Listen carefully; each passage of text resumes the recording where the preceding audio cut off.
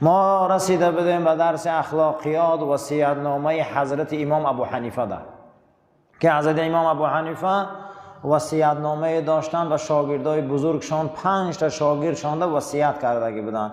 یکی از همون شاگردایش که وصیت بسیار معتبر دانسته، اولین شاگردی که برای او وصیت کردن، نام این حضرت امام ابو یوسف بوده. شما خودتان میدونین که امام ابو یوسف در عالم اسلام 40 قرب داره و تخلصی قاضی القضات، قاضی ابو یوسف. وصیت نامه رقم 48 به این شاگرد ارجمندشان حضرت نصیحت میکنن: ابو یوسف فرزندم، مبادا در مجلس بحث و مناظره لرزیده حرف زنی، زیرا که هر کسی که در وقت بحث و مناظره و در وقت محکمه ها لرزیده گپ میزنه، خداوند ذهن او دا تشویشی میبیاره. زبانت که لرزید، بدنت که لرزید، مردم نسبت تو گمانی بد میکنن. در همه حالت نلرزیده نترسیده گپ زن. ناحق باشی تنبیه میشی، آگاه میشی. ناحق باشی جزات میگیری. حق باشی در این حالت غلبه میکنی. در همه حالت برادر وقتی گپ زده لرزیده گپ نزنی. حق هم که میشه در آدم در گمان میرفته. ابو یوسف بچم در مجلس ها، در مناظره ها، در بحث ها، در صحبت ها نلرز، نترس، زبان لطه نخره، آهسته گپ زن، نترسیده گپ زن، نلرزیده گپ زن. زیرا اینکه بسیار انسان ها آدمای خوبند، لیکن در وقت گپ زدن بسیار در تشویش میشوند، چهره هاشون تغییر مییابند. نباشه حق آدم. همین خصلت از خود دور که از خندیدن زیاد پرهیز کن. ابو یوسف، خنده زیاد دل نابود میکنه. چه نابود میکنه؟ دل میکشته. دل از چند چیز میمرده. یکم مردن دل ای خنده بسیار بوده. خنده بسیار هم حیبت از بین میبره، هم دل چکار میکنه؟ نابود میکنه. آدم ها را دلشان میمرده اگر بسیار خندن. ابو یوسف فرزندم، از خندیدن بسیار پرهیز کن. حتی رسول اکرم صلی الله علیه و سلم در حیات پاکشان بسیار خندیدگی نیستن. گاه میگه تبسم میکردن، گاه دندانهای شکاریشان نمایان میشد. پیغمبر ما بلند کم خندیدگی هم. ابو بکر صدیق، حضرت عمر هم بلند کم خندیدگی، تبسم دائم میکردن، لیکن هیچ محل بلند نمیخندیدن، کم بلند خندیدگی. خنده بلند دلالت از قلب مرده میکردن. از نشستن و خیستن و گفتگو، معامله و دادگیری با زنها پرهیز کن، زیرا هر کسی که با زنهای بیگانه و زنها قد نشست زیاد کنه، این انسانها را قلباشان پژمرده و حیبتاشان گم میشن. زنکای نامحرم قدی کم گپ زنی گفتن، زنک محرم قدی هم باشه کم شینه. زنک قدی زیاد شیشتن آدم از جدی بودن میبرورده است. آدم پژمرده میشده. قلب انسان گفتگو با زن زیاد پژمرده میکرده. علاقه با زن زیاد، گفتگو با زن زیاد، در بین زنها زیاد، حیبت مردک از بین میرفته. کوشش کن گفت نشستن و برخاست و دادگیری و حرکت با زنها را کم کن ابو یوسف بچم، زیرا این که قلب پژمرده میکنه. مردک واقعی با زنها رابطه و گفتگو و دادگیری و نزدیک شوی را کم میکرده. همیشه در زمین با وقار و آرام و مهربان قدم زن. هیچ محل سراسیمه در کوچه ها قدم نزن. سراسیمه قدم زدن از علامت بد اخلاقی است. یا خودمون در کوچه راه میگردن، گمان میکنه که چی جنایت را صادر کردگم. باید مسلمان با وقار راه گرده، آهسته. و در کارهات سراسیمه نشو. العجلة من الشیطان. سراسیمگی از ابلیس. بادروا بالاعمال سبعا. پیغمبر گفت در کاراتون سراسیمه نشوید مگر در 7 چیز. یکی در علم و یکی در عبادت، یکی در دختر شوهر دادن. سراسیمه شوید که این کارا دیر ماندن دوست نمیدارن.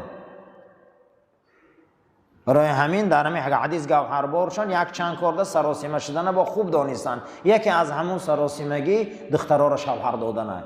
دختر پگه نکه عزیزم. زمانه فساد دور بیزه به تیز و به خونه بختش گسیل که دویم علم پگا نداره، سیوم نماز وقتش حاضر نداره و وقتش قدی فرضه.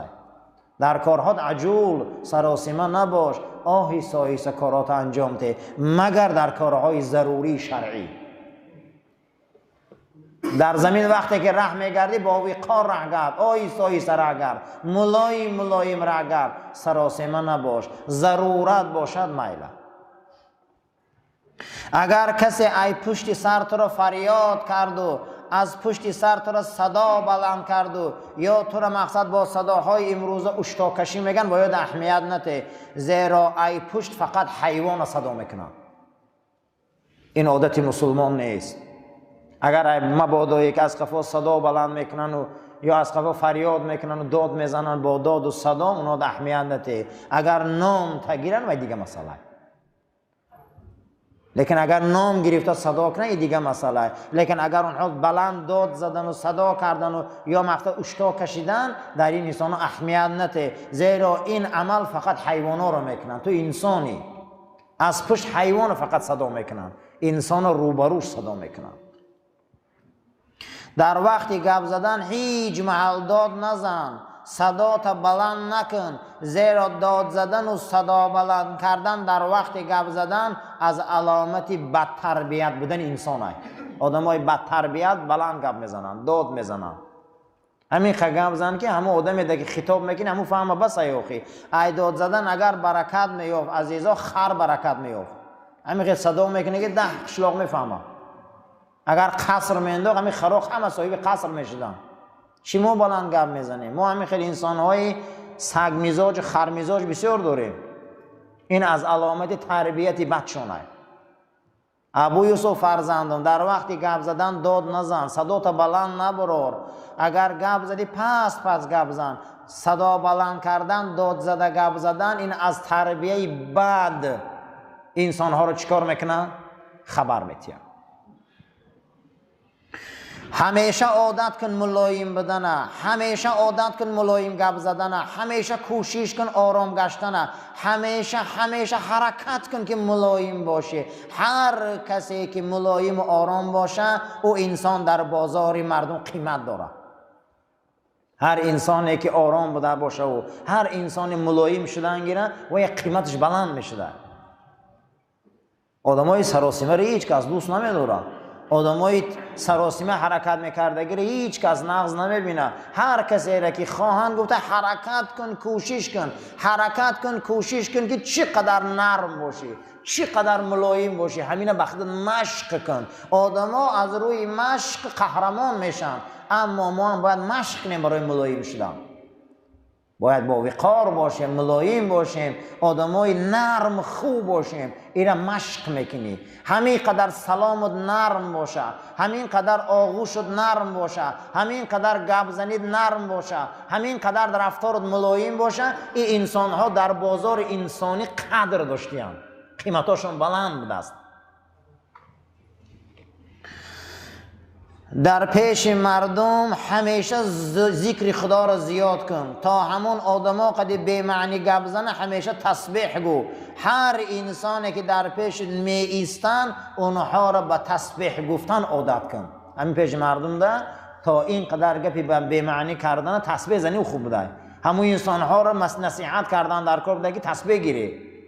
پیش مردم ده فقط ذکر خدا کن، یاد خدا کن، اونها را به تسبیح گفتن عادت کن. هر کسی که مردم به سوی ذکر خدا می بیاره او یکی از اولیای خدا است. آدمای خدا دوستاشون میخواستن که به یاد خدا بیاید. برای خود یک وقت را معین کن ابو یوسف فرزندم که در اون نمازهای زیادی خوانی و قرآن خوانی. همیشه در مسجد قرآن بسیار خوان، همیشه در مسجد تسبیح زیاد گو. برای خودت وقت جدا کن برای قرآن و نمازهای زیادی. همیشه صبر پیشه کن، زیرا اینکه بزرگترین شکر در دین خدا این صبره. عزیزان این صبر قدی دنیا راست شدگی است. صبر قدی زندگی ها پیش می روه. سراسیمگی قدی هیچ کس به هیچ جا نمی رسه. از همه شکری بزرگ چی بیاد در نزد خدا؟ صبر. صبر میکنی که آفتاب میشینه، صبر میکنی که آفتاب میبروید، صبر میکنی که فرزند کلان میشه، صبر میکنی که خام پخته میشود. به صبر هیچ چیز نمیشود. برای همین عزیزا صبر از دست ندید اجماع. بعد از حضرت یک وقت جدا کن برای قرآن خوانید، یک وقت جدا کن برای نماز خوانید. مسجد به قرآن و ذکر نشین. کسی که ای قرآن و ذکر مسجد اگر دور میشه خانه خو غیبت میبیو، خانه خو گبی به معنی میبیو. مسجد قرآن خونه، مسجد ذکر خدا کنی. قرآن خوانده هم نمیتونه، همون را تماشا کردنش عبادت بوده است. همین قرآن هوی کنه ورقاش یک تا هر سطرش تماشا کردنش عبادت است. در هر ماهی قمری روزه را معین کن، از آن جمله 3 روز اول، 3 روز بین، 3 روز آخر که در او روزه گیری. با اختی اندک عبادت کفایگی نکن. در پیش مردم عوام با اندک عبادت رنگ عواما بارین اکتفا نکن. هر ماه کوشش کن ابو یوسف باید تو روزه نفل داشته باشی. دوشنبه پنجشنبه اگر 3 روز اول و بین آخر داشته باشی، این برای آن اطرافیان تو عبرت می شود. میگه ببین که داملا یا فلان امام یا جوره ما دوستی ما روزه داره دوشنبه پنجشنبه، بیا منم از همون اونس گیرم. هر ماه برای خود یک روز معین کن روزه گیر. هر ماه برای خودت معین کن 3 روز اول شاید 3 روز بین شاید 3 روز آخر شاید روزه گیر. به دنیا لازم است صومی نهانی، خوشا افطار خلدی جاودانی. کسی در این دنیا روزه زیاد میگرفته، فردا خدا او را به تمام طعامهای بهشت ضیافت میداده. یا رمضان قطعی نه، همین روزهای نفل قطعی خدا ضیافتش میداده. خوشا به حال مومینه که ماهای قمری اقلا 2 روز یا 3 روز روزه داره. همینه برای خودت کن. همیشه نفس تا مراقبت کن، نفس تا لجام زن، حریص نشو، تشنه نشو. زیرا ایرا نغز دان که تمام انسان ها را شومی ای نفسی خشان میخیزه. یا شوم میگن که کار شومی ای خیلی آدم میخیزه، ای نفسی خودش میخیزه است. کوشش که نفس مهار که، حریص مباش. و دیگر انسان ها در ذکر دنیا زیاد گپ نزن، اندکم که باشد در آخرت علم زیاد گپ زن. در پیش مردم ابو یوسف بچم تو عالم ای دنیا کم گپ زن. ای دنیا که کم گپ زدی تو آبرو میگیری. از آخرت علم زیاد گپ زن که مردم اصلی چی آخرت یاد گیرن، اصلی علم یاد گیرن. همین عالم قدی 4 تا عوام شینه و همین هم قطعی هوایو قوش و دیگه و بعد سر کنن از تمام قشلاق و دیحت غیبتش. فرق همه عالم همه عوامو چیه؟ چیه همه فرقش؟ عالم که میشینه باید یک ذکر آخرت گپ زنه. عالم که میشینه یک قصه آخرت گپ زنه، یا ذکر علم گپ زنه، یا مسائل شرع گپ زنه. 4 عوام ای علم بهره‌مند شوند. ابو یوسف فرزندم همی کارا که هیچ محل خودت خرید و فروش مکن. برای انجام تجارت آدم گیر، او دا آیلیک که مورد باورید باشه. هر کسی که خودش سودا میکنه تجارت میکنه، این انسان ها را ملایمیش آبروش از بین میره و وقت بهوده در تجارت و زراعت بازار نگذرون. یا آدم در جاد منکر کنه و هم صاحب زندگی شوه و تو بارا تأمین که خودت نکی این کارا را. زیرا تاجرها زیادش وقتاشون بهوده میگذره، هیچی از آخرت دنیا نمیگیرن. یا چقدر سر میبرداره سر سفید شده باور کنید دیگه هیچی هم نداره. همین بسیار همین سوداگرا را تماشا کنیم باور کنید همین نماز نمیدونن چه خیلی میخونن، نمیدونن همین نمازشون چه خیلی میخونن بیچاره. کوشش کن که در وقت سودا میکنی یا آدم گیر که به محتاج به همون کار رو باره و هم صاحب نام که برشه بیار تامین که مورد احترامت باشه، خودت کم به این مشغول شو. زیرا اکثریت تجارت انسانها را وقت بهوده میگذرونه، وقت بهوده میگذره. نه از آخرت چیزی جمع کردین، نه از علم دنیا و دین چیزی دارن. یک کسی کرایه کن که او محتاجه، او هم صاحب نان میشه و فرزندم تو چیکار میکنی؟ با تو هم ثواب میگیری، با یک عائله دیگر صاحب نان میکنی. هیچگاه در کارها چی دنیایی باشه چی آخرتی باشه بپروا نشو، زیرا خدا ای دنیا و آخرت هر بندش میپرسه. قسم به خدا ای یک خرسچوجه میپرسه منایخ موشه، ای یک اولاق خر میپرسه. خیلی گمون نکنید دنیا به صحیبه، ای دنیاوی هم خدا میپرسه، از اخروی هم خدا میپرسه. هیچ محل در این کارا به سهم نباش، نگو این کاری دنیا، نه، هم دنیا رو خدا میپرسه هم آخرت.